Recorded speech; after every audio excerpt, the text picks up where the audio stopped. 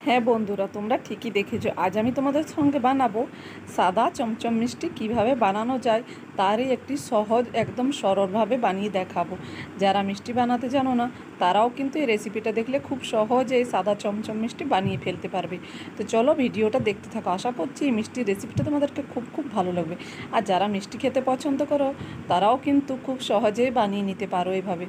আমি এখানে আধা লিটার দুধ নিয়ে নিয়েছি, গাই দুধ নিয়েছি, তোমরা প্যাকেট দুধও নিতে পারো। দুধটাকে নিয়ে ভালো করে গরম করে নিয়েছি জাল দিয়ে।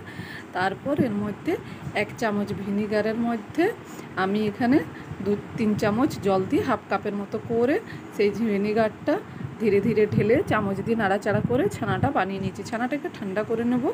তারপর একটা ছাঁকনির সাহায্যে আমি ছানাটাকে ছেঁকে নিচ্ছি। তোমরা চাইলে কিন্তু সুতির কাপড়ও এই কাজটা করে নিতে পারো।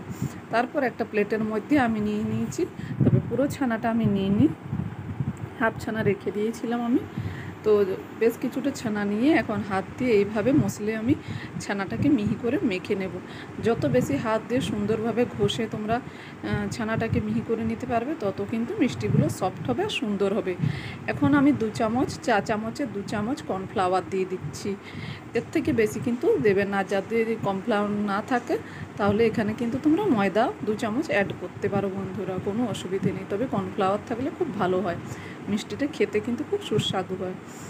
একদম দোকানের মতো পারফেক্ট হবে কর্নফ্লাওয়ার দিলে। দোকানে কিন্তু ওরা কর্নফ্লাওয়ারই দেয় ময়দার বদল। তারপর মেখে ভালো করে নিয়েছি, একটা ডো বানিয়ে নিয়েছি। এখন দেখো হাতের মধ্যে একদম লাগছে না, একদম মসৃণ হয়ে গেছে। তারপর একটু করে লিচি কেটে আমি ছোটো ছোটো করে নিয়ে একটু গোল মতো করে এখন লম্বা একটা শেপ দিয়ে দিচ্ছি, ল্যাংচা টাইপের। তোমরা তোমাদের পছন্দ মতো যে কোনো ধরনের শেপ দিয়ে দিতে পারো। এইভাবে আমি বেশ কিছুটা মিষ্টি বানিয়ে নিচ্ছি। এদিকে কড়া বসিয়ে দিয়েছি, তার মধ্যে আমি এই বাটিটা 2 বাটি আমি চিনি দিয়ে দেব। আর 2 বাটি চিনির মধ্যে আমি 3 বাটি জল দিয়ে দেব। তবে আমি 2 বাটি দেখাইছি, আর 1 বাটি আমি পরে দিয়ে দিয়েছিলাম। 2 বাটি আমি জল দিয়েছি, আর 1 বাটি কিন্তু আমি জলটা পরে দিয়েছি। তারপর নাড়াচাড়া করে এখন আমি শিরাটা বানিয়ে নিচ্ছি। তবে এই শিরাটা খুব বেশি চেপচেপে হবে না, একটু চিটচেটে হলেই হবে। রসগোল্লার যেভাবে আমরা শিরা বানিয়ে থাকি সেম ওই রকমই শিরা কিন্তু এখানেও এই সাদা চমচম মিষ্টির জন্য বানাতে হবে।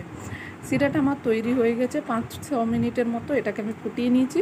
শিরা তৈরি হয়ে গেছে, আর আমি 2টো এলাচকে একটু ফেটিয়ে দিয়ে দিয়েছিলাম। তারপর আমি একটা মিষ্টিকে দিয়ে দিয়েছি, আগে দেখে নিচ্ছি যে মিষ্টিটা ঠিকমতো হয়েছে কি না। এটা আমি 5 থেকে 6 মিনিট এভাবে ঢেকে রান্না করে নিয়েছি মিষ্টিটা। দেখুন মিষ্টিটা কিন্তু ভেঙেও যায়নি, আর সুন্দরভাবে কিন্তু মিষ্টিটা ফুলে উঠেছে বন্ধুরা।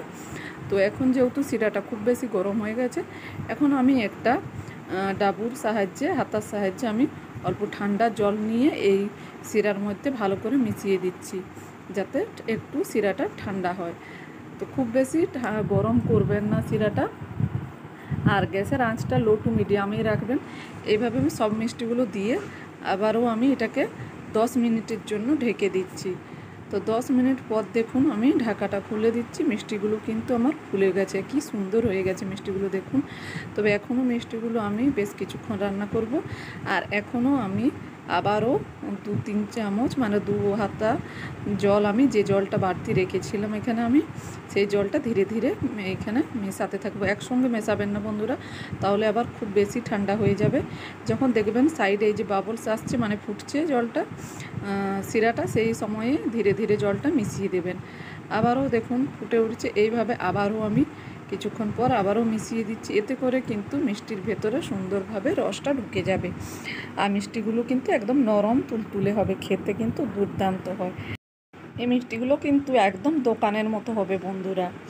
এখন আমি এটা গ্যাসটাকে বন্ধ করে দিচ্ছি, তারপর ঢেকে আমি রেখে দেবো। তোমরা কিন্তু 1 ঘন্টার মতো এটাকে ঢেকে রেখে দেবে, এতে করে মিষ্টির ভেতরে রসও ঢুকে যাবে, আর মিষ্টিটা কিন্তু একদম নরম তুলতুলে হবে। আমি এটা 10 মিনিটের মতন ঢেকে রেখেছিলাম। তারপর মিষ্টিটাকে উঠিয়ে নিচ্ছি। দেখো মিষ্টিগুলো কতটা সুন্দর হয়েছে, আর এর মধ্যে কিন্তু একদম রসে টইটুম্বু হয়ে গেছে। এখন আমি একটা মিষ্টি দেখো কেটে দেখিয়ে দিচ্ছি। তোমরা কিন্তু বেশিক্ষণ রাখবে বন্ধুরা, বেশিক্ষণ রাখলে কিন্তু মিষ্টিগুলো আরও বেশি সুন্দর হয়। আমি তোমাদেরকে দেখানোর জন্য একটা কেটে দেখাচ্ছি। যেহেতু রসটা এখনও গরম আছে, আমি মিষ্টিগুলো কিন্তু আমি ওর মধ্যে আবারও পরে রেখে দেবো আধ ঘন্টার মতো। শুধুমাত্র দেখানোর জন্য আমি এগুলোকে তোমাদেরকে বার করেই দেখাচ্ছি। মিষ্টির এই রেসিপিটা যদি ভালো লাগে তাহলে লাইক শেয়ার সাবস্ক্রাইব করতে ভুলো না, আর কমেন্ট করে জানাতে ভুলো না সাদা চমচম মিষ্টির রেসিপিটা তোমাদেরকে কেমন লেগেছে।